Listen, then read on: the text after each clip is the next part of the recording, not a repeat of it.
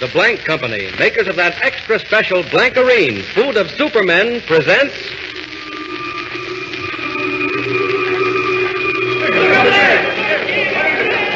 Up in the sky! Look! It's a bird! It's a plane! It's Superman!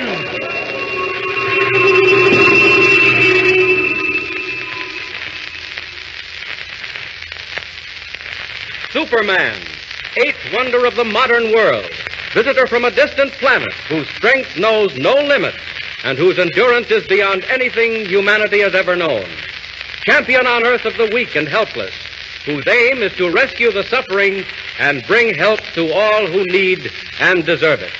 And remember this, if you too would be a Superman...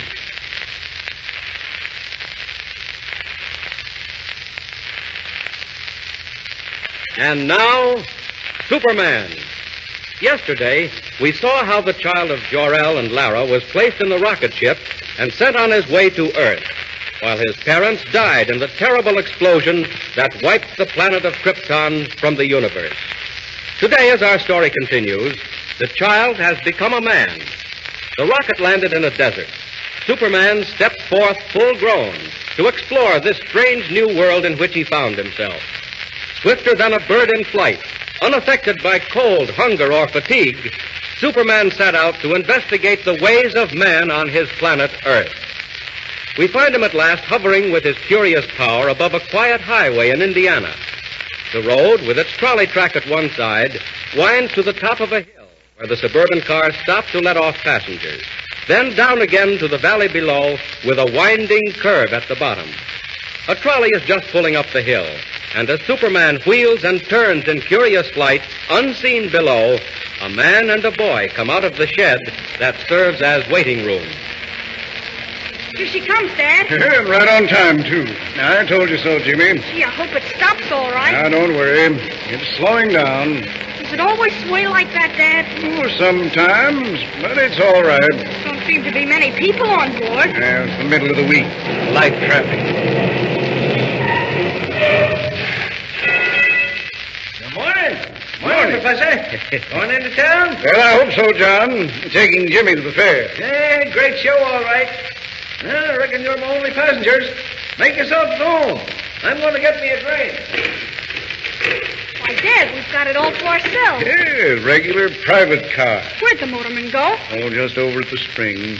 Mighty hot day. You better hurry. If he doesn't, he'll get left behind. Can't start without the motorman. Well, we are. Huh? Look, Dad. What? John, where are you? Daddy, what's happened? I want to get out. The brakes. Something's happened to the brakes. Let's get out quick. Open the doors. They're jammed. They're tight shut. We're going faster and faster. We're going downhill. What are we going to do? Jimmy, come here. The window, out the window, Dad. Get it open. Smash it. Wait. Jump, Dad, jump. No, it's too late. Going too fast. We've got to. Look, there ahead, there's a tree. Jimmy. A tree's falling right on the track. Look, there in the sky. It's a man. He's flying. It can't be. It's not possible. He's coming straight at us. He's swooping down. Quick, grab hold of me. No, put me down. Let go. Stop. What are you picking me up for? Get away. Put me down. I'm saving your lives. Daddy, he's taking me up out the window. Jimmy. Quick, one more second. Now then, Daddy. one under each arm. Out the window and up in the air. Up, and we're off.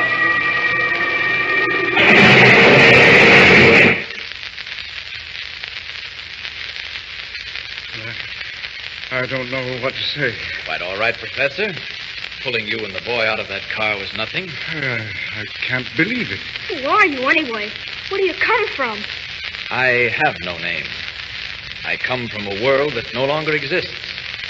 Here in this world of yours, men would call me a Superman.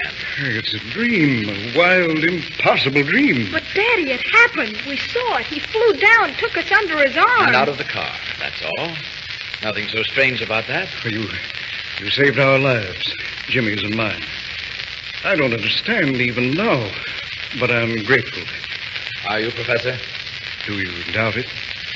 Would you do something to prove it? Would we? Anything at all? Then make me a promise. Promise that you'll say nothing at all about what's happened. What? Don't you want people to know? Not just yet. I want no one to know, except those I help. Will you promise? If you wish. I do. Believe me. Then you have our word. Is that all? No. You've given me your promise. Now I want your advice. You want advice from us? You know this world. I am a stranger. You know the people in it. And I have still to find them out. You want to meet men, is that it? Not meet them, Professor. Observe them. Study them. See them at their best and their worst. Know which to help and when help is needed. If you can tell me that. Daddy, can we help him? Well, I think so, Jimmy. If that's what he wants, and all he wants. To me, it's a great deal. My friend, if we can call you that. I hope we can. My first friends on this earth. To mingle with people, to see men at the highest and lowest, if that's what you want, go to a newspaper, a great metropolitan daily. A newspaper. I'll do it. And join their staff. Be a reporter. But you can't do it in those clothes. Not that blue costume with the cloak and the shield on your breast. Gee, you just couldn't. Jimmy, these are the cloak and the shield of Superman. If I become as other men... Professor, I'll do it. I'll take your advice. And I thank you for it. Well, no thanks. If there were only something more. There is. Remember your promise. And now, goodbye. I've stayed too long, and I'm off. Goodbye. Dad, look, he's flying again.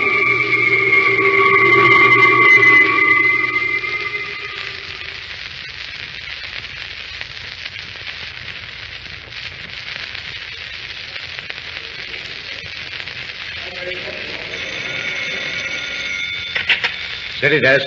White. Present, Chief. You better get somebody on that southwestern story right away. Anything broke? It looks bad. I don't know where your dope came from, but it sure was right. Where are you now? At the yards out of town. If I were you, I'd have somebody watch the man they call McCrae. McCrae. That's what I do, Chief. Watch him, trail him, follow him every minute. McCrae's at the bottom of this, sure as you're born. Hey, I gotta beat it. Somebody's coming. So long. Excuse me, Mr. White. That young man's still waiting. What young... Oh, the one who wrote the letter, huh? Well, let him wait. Who we got that's free? McCann's on the coast. Grayson's down in Virginia. Most of the day men are full up. Oh, I knew it. Confound it. Always the way. Something breaks and nobody to handle it. What is it, Mr. White? Railroad. Sabotage. I didn't believe it, but there may be something in it after all. If there is... Yes, sir? If there is, Miss Lane, it'll be the biggest story since Lindbergh. And me short-handed. Oh, what's the use? Yes, sir. About that man. Oh, send him in. Send him in. Yes, sir. Come in, Mr. Kent. Mr. White will see you now. Sit down. You wanted to see me? Yes, sir. My name is Kent. Clark Kent. What can I do for you, Mr. Kent? Well, Mr. White, you can give me work, I hope. Work? On the paper? Yes, sir. I'd like to be a reporter. No. You'd like to be a reporter. Floyd Gibbons in disguise. No, sir. Not Floyd Gibbons. Ever done any reporting? No, sir. No, sir. But you think you'd be a whiz, eh? I know. I'm sorry. Just the same. You haven't any openings? Not for greenhorns.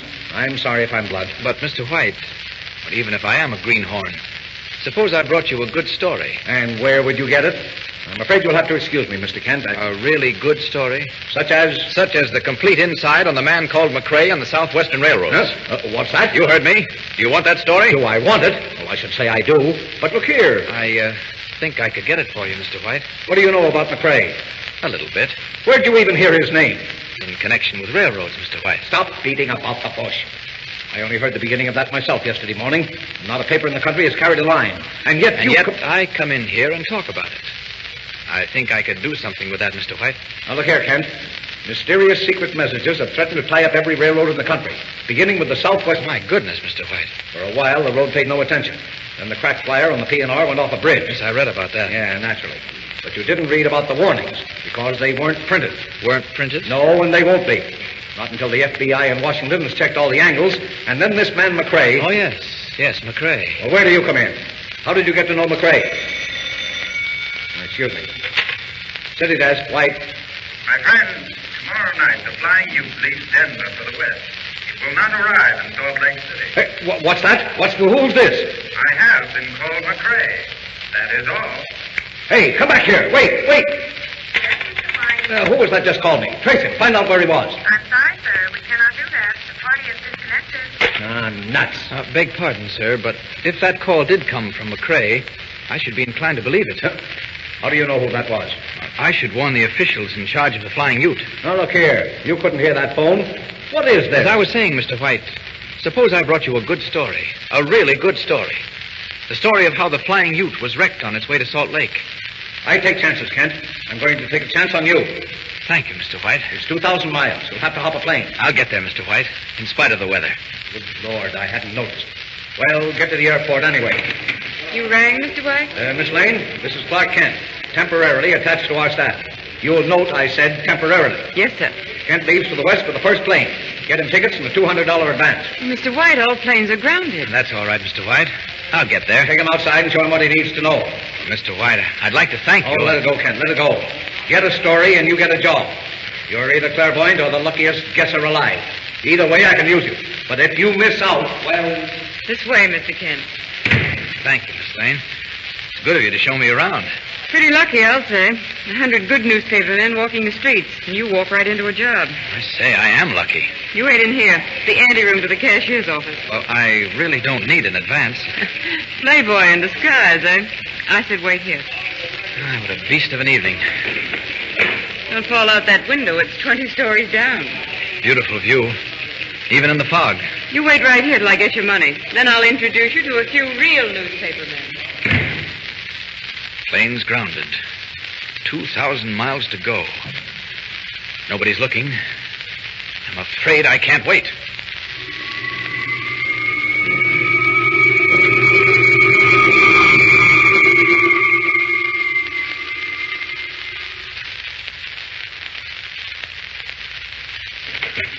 I do hope I didn't keep you waiting to...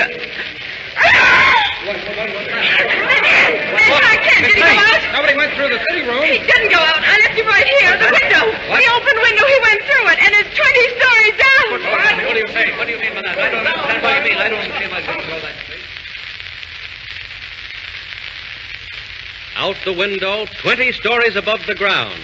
In the wink of an eye, meek Clark Kent, cub reporter for the Daily Flash, becomes Superman, eagle of the sky, winging his way west over city and plain, river and mountain. But will he be in time? Can he checkmate the strange figure called McCrae, discover the plot, save the Flying Ute, roaring toward Denver at 90 miles an hour? Tune in tomorrow and follow the story. And meanwhile...